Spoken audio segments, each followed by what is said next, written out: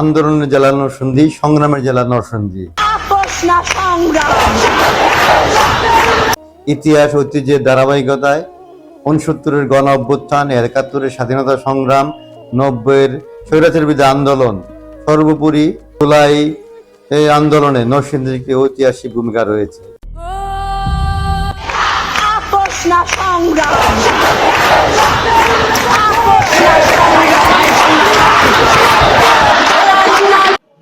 সম্মানিত দর্শক, আসসালামু আলাইকুম।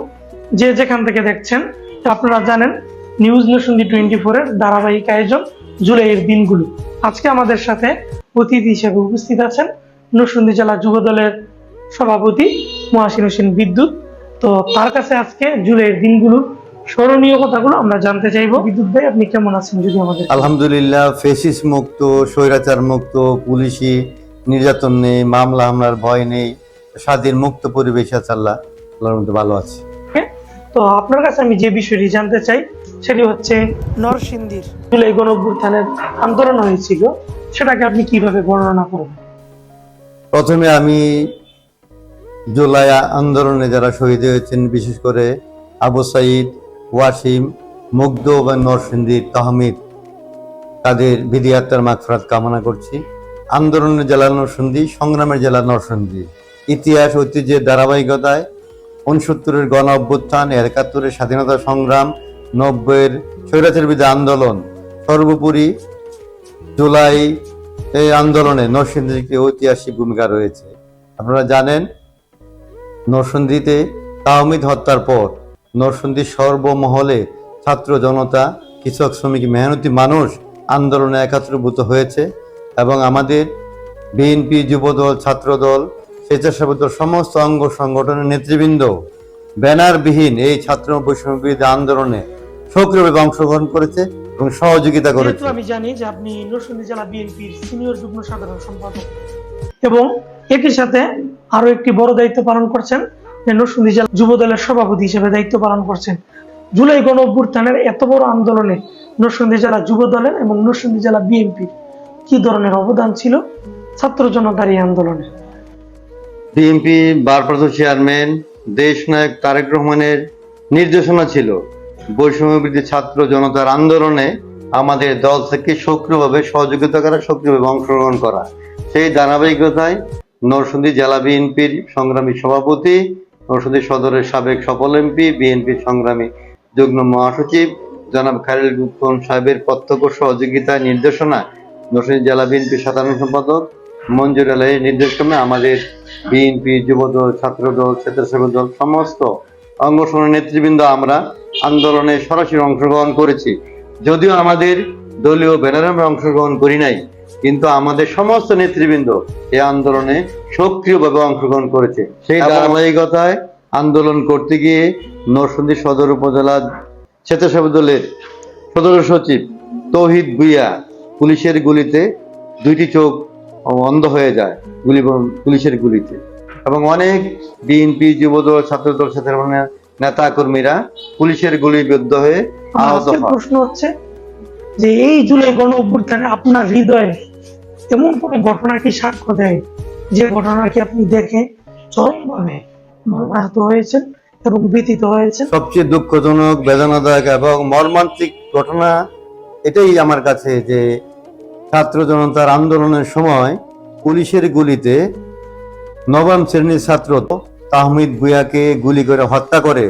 তখন ছাত্র জনতা তাহমিদের লাশ নিয়ে মিছিল করতে যায়।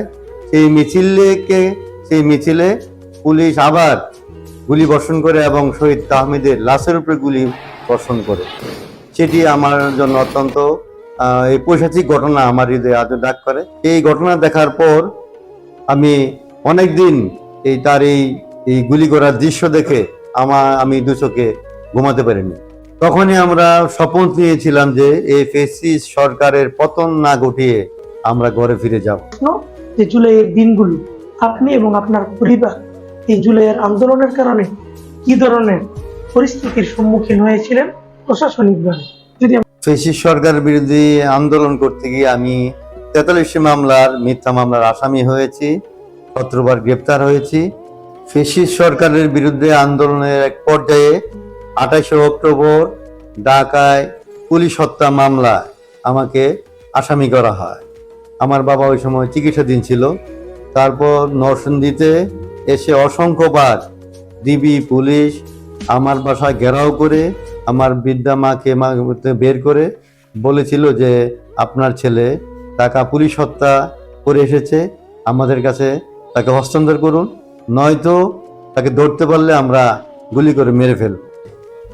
আমার বাবা যখন ঢাকা ইসলামী হাসপাতালে চিকিৎসাধীন অবস্থায় মারা যায়, সেদিন আমি বাবার মৃত সার্টিফিকেট নিয়ে কাঁদতে কাঁদতে হাইকোর্টে গিয়ে আগাম জামিন নিয়ে আমি জানাজার আধা ঘন্টা আগে এসে আমার বাবার জানাজার শরীক হই।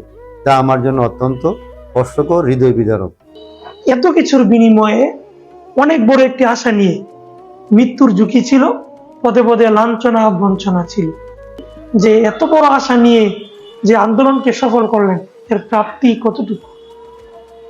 প্রাপ্তি হলো এই যে আপনার সামনে নির্ভয়ে, নির্বিঘ্নে, নিঃসংকোচে, স্বাধীনভাবে আপনার সাথে কথা বলতে পারছি। আমার আমরা তখনই আন্দোলনের পূর্ণতা লাভ করব যখন জনগণ তাদের ভোটাধিকার স্বাধীনভাবে, নির্ভয়ে, নির্বিঘ্নে তাদের পছন্দের প্রার্থীকে ভোট দিয়ে গণতান্ত্রিক সরকার প্রতিষ্ঠা করবে।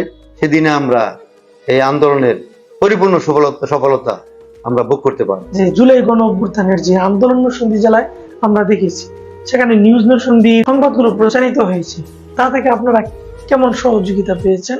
জাতীয় গণমাধ্যমের পাশাপাশি নিউজ নরসিংদী 24 আন্দোলন সংগ্রামে সাহসী ভূমিকা রেখেছে, আমাকে মুগ্ধ করেছে। আমি প্রত্যাশা করি নিউজ নরসিংদী 24 সেই ইতিহাসের ধারাবাহিকতায় আরো সামনে আরো সাহসী ভূমিকা রাখবে, সেটা আমি প্রত্যাশা করি।